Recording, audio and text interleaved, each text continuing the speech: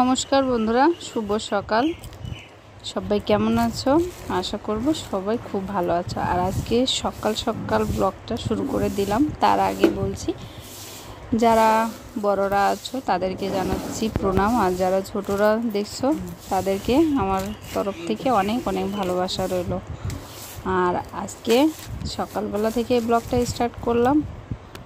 আমি আজকে বেলা হলে, আজকে কখন যেন মানে চোখটা বুজে গেছিলো, ভোরবেলা উঠে আবার পরে উঠছি ঘুম থেকে। তো আজকে কেন জানি না অনেক বেলাই হয়ে গেল ঘুম থেকে উঠতে উঠতে। তো বাইরে বেরিয়ে দেখি যে বাইরে রোদও বেরিয়ে গেছে। আর এদিকে তোমাদের দাদা ভাই ও দেখি বাইরে বসে আছে, মানে ও আমার থেকে আগে ঘুম থেকে উঠে পড়েছে। আসলে মানে কিছু কিছু দিন এরকম হয় যে বুঝতে পারি না সকালটা কখন হয়, তবে সেই দিন বেলা হয়।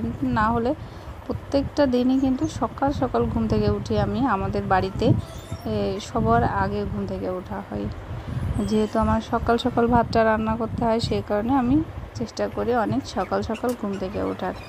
যখন কেউ ওঠে না তখনই উঠি প্রত্যেক দিন, কিন্তু দু একদিন এদিক ওদিক হয়, সেই কারণে আজকেও তেমনটা হলো। যেদিন একটু বেলা হয় না ঘুম থেকে উঠতে, সেদিন যে কোনটা রেখে আমি কোনটা করব সেটা বুঝতে পারি না। তো প্রথমের সকালকের কাজগুলোতে যদি দেরি হয়ে যায় তাহলে সারাদিনটাও মানে ওইরকম লেটে লেটেই হতে থাকে, দ্রুত আর কোনো কিছু হয় না। তো সকালে উঠে সব বাসি কাজকর্ম সমস্ত কিছু করে টোরে এই যে চলে আসছি রান্না করতে। আর রান্নার জ্বালাটার কথা কি বলবো, এদিকে গ্যাস তো নেই অনেক দিন হলো। আমাদের রাস্তার অবস্থা খুবই খারাপ, ঝড় বৃষ্টি, মানে এখন তো বৃষ্টির সিজন, তো একটা জায়গা ভাঙা আছে, সেই কারণে আর কি গ্যাসটাও ভরা হচ্ছে না। এদিকে রান্নাঘর ভেঙে ফেলেছি, বৃষ্টির আগেই ভাঙছি, কিন্তু করা হয়নি, এখনও কমপ্লিট হয়নি। তার কারণে একটা ছোট্ট চুলা বানিয়েছিলাম আগে, তো সেটাতেই রান্নাবান্না খুব কষ্ট করে রান্নাবান্না করে খাচ্ছি। মানে কি করব কিছু বুঝতে পারি না। দু একদিন তো রান্না করতে গিয়ে একদম কান্নাকাটি এসে যায়, মনে হয় যে রান্নাবান্না বাদ দিয়ে এখান থেকে চলে যাই। আবার আমাদের শুধু গোবরের লাঠি আছে জ্বালানোর জন্য, আর কোনো শাল খড়ি মানে কাঠ খড়ি নেই, সেই কারণে চুলাতে জ্বালাতে গেলেও খুব কষ্ট হয়ে যায়। তারপরে কি করার, কষ্ট হলেও রান্না তো করতেই হবে, এটা পেটের দায়, সে কারণেই বসতে হয় রাঁধতে। কিছুদিন তো একদম বাইরে রান্না করতাম, বৃষ্টি পড়তো, তার মধ্যে ছাতা ধরেও রান্না করেছি। তারপরে এই চালটা গত 2-3 দিন আগে মিস্ত্রি মামা এসে এই চালটা তুলে দিয়ে গেছে, যেখানে আর কি রান্নাঘর করতেছি সেই জায়গা। তো সেখানে চুলা বানানো হয়েছে, তো চুলাটা এখনও শুকায়নি। আর রান্নাঘরের ভিতরকের এখনও অনেক কাজ বাকি আছে, সেই কারণে এখানে আর রান্না করা যাচ্ছে না। আর বৃষ্টির মধ্যে তো রান্না করা একদম পসিবল না, সে কারণে এই চুলাটা আমি মাটির থেকে মানে উঠান থেকে আবার এই রান্নাঘরটাতে তুলে নিয়েছি, যে যতদিন রান্নাঘরটা কমপ্লিট না হচ্ছে ততদিন যেন আমি এখানে বসে আর কি রান্নাটা করতে পারি। যদি গ্যাস থাকতো তাহলে এত সমস্যা হতো না রান্না করতে, যেহেতু বাড়িতে গ্যাস নেই সেই কারণেই রান্নাবান্না এত কষ্ট হচ্ছে। যদি ঘরটা ঠিক করতে পারতাম তাহলেও হতো, কিন্তু এত সমস্যার মধ্যে পড়ে গেছি না, এখন যে কোনটা রেখে কোনটা করব সেটাই বুঝতে পারছি না। যেটা সব থেকে দরকার সেটা হচ্ছে আমার বরের, অর্থাৎ তোমাদের দাদাভাইয়ের চিকিৎসা। তো ওটা ছাড়া এখন আর আমাদের চোখে অন্য কিছু নেই, মাথায়ও কাজ করে না, সেজন্য সব কিছু বাদ দিয়ে ওর চিকিৎসার জন্যই টাকা পয়সা জোগাড় করা হচ্ছে। এই কারণে সমস্ত কাজ এরকম এলোমেলো পড়ে আছে, আধগিরি করে করে তারপরে আর কাজ করা হয়নি। আর এই যে দেখো কথা বলতে বলতে এদিকে আমার কাঁচকলা কাটা হয়ে গেল। আজকে রান্না করব কাঁচকলার তরকারি করব, আর ওই যে কি যেন বলে উশি নাকি, ওটা ভাজা করব। ভাতটা হয়ে গেছে, চুলাতে বেশি কিছু রান্না করা যায় না। ভাত করলে একটা তরকারি ভাজি খুবই কষ্ট করে হয়, আর ভাতটা যদি না করা হয় তাহলে 2-3 রকম রান্না করা যায়। আর আজকে সকালবেলা এটাতে ভাতই দিয়েছি আগে, তো ভাত দেওয়ার কারণে আর কিছু তেমন রান্না করা যাবে না, ভাজিটা শেষে একদম কষ্ট করে করতে হবে। যেহেতু গোবরের লাঠি দিয়ে জ্বালানো, তো চুলাটা ভরে যায়, আর চুলা ভরে গেলে তখন তো আর জ্বলবে না, কী আর করবো।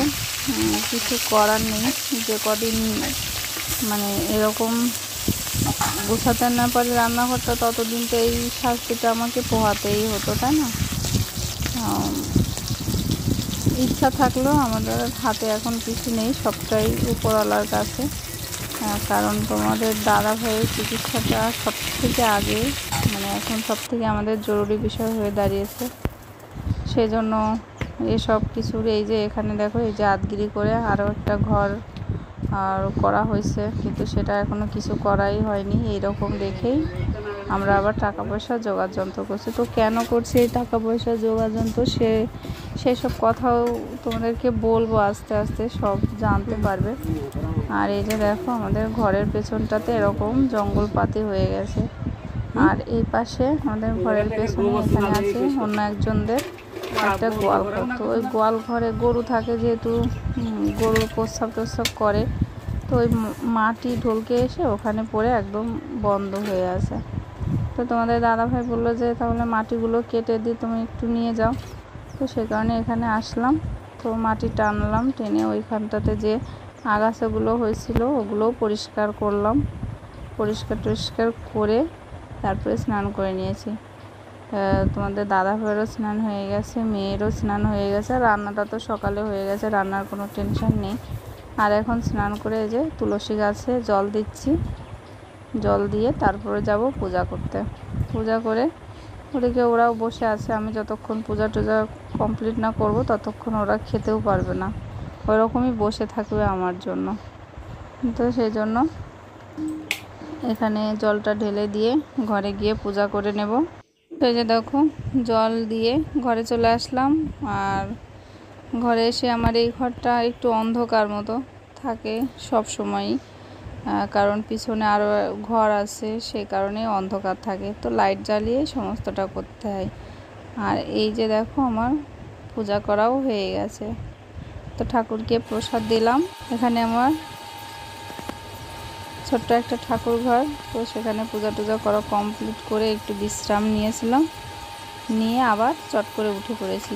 গরু দুটোকে মাঠে দিয়ে তারপরে আসলাম রাতের রান্না বান্নার জন্য। ভাবলাম যে সকাল সকাল যেহেতু এরকম একটা জায়গা রান্না করা, তো সকাল সকাল করাই ভালো, যেহেতু সন্ধ্যা লাগলেই না বাইরে পোকা মাকড় ব্যাঙ এগুলো ঘুরে বেড়ায়। তো সকাল সকাল করতে পারলে এসব কিছু থেকে আর কি বাঁচা যাবে। সেই কারণে বসে বসে তরকারি কাটছি। তরকারিগুলো কাটা হয়ে গেলে রান্নাটাও বসিয়ে দেব। আর এই যে তরকারি কেটে গরু মাঠে ছিল, গরু দুটো এনে রান্না করতে করতে তাও প্রায় সন্ধ্যায় লেগে গেছিলো। হ্যাঁ, তোমার ভাত হয়ে গেছে। আর এটা হচ্ছে কি পটল দিয়ে একটা তরকারি করব, তোমার পটল দিয়ে আর মাছ দিয়ে দেব হচ্ছে কি পাঁচফোড়ন ফোড়নে। ঠিক আছে। তো আমি এক দিদিভাইকে দেখেছিলাম যে পাঁচফোড়ন ফোড়ন দিয়ে মাছের ঝোল রান্না করতে, তো আমার সেটা খুব ভালো লেগেছিল। মনে হয়েছিল হয়তো খেতেও ভালো লাগবে। তো আমি একদিন ট্রাইও করেছিলাম, আসলে খেতে দুর্দান্ত লাগে। সেই কারণে আবারও আজকে রান্না করলাম। রান্না করে আমাদের খাওয়া দাওয়া হয়ে গেছে। খাওয়া দাওয়া কমপ্লিট করে আমি এই যে থালাবাটিগুলো ধুয়ে এখানে এই যে আগের থালাবাটিগুলো উপর দেওয়া ছিল সেগুলো অন্য একটা পাত্রে রেখে এখন এই থালাবাটিগুলো এখানে উপর দিয়ে রাখবো।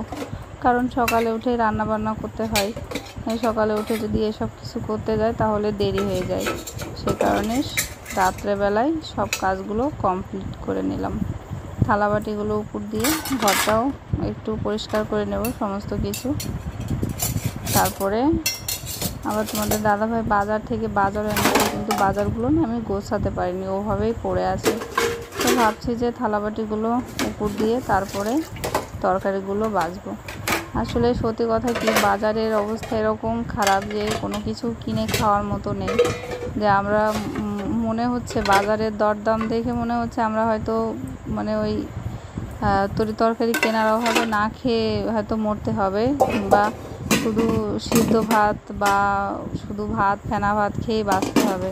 এত পরিমাণ তরকারির দাম বেড়ে গেছে জানো। মরিচের এক পোয়া মরিচ কিনতে যদি 120 টাকা লাগে, বলো মরিচ কি খাওয়া যায়?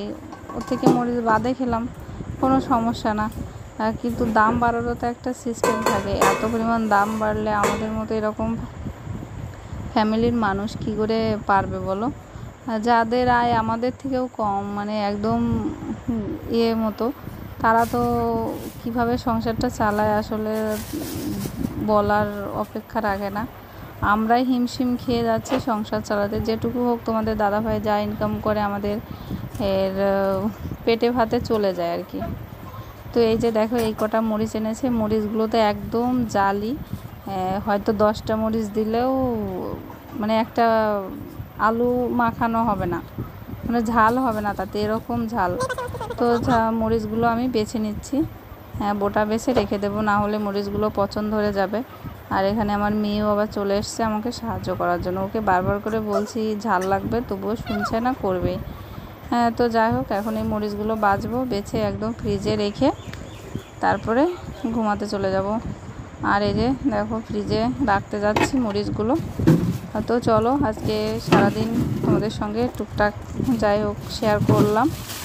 তো পরের দিন আবার অন্য কিছু শেয়ার করার চেষ্টা করব। সবাই ভালো থেকো, সুস্থ থেকো। নেক্সট ভিডিওতে আবার দেখা হবে। সবাইকে টাটা, গুড।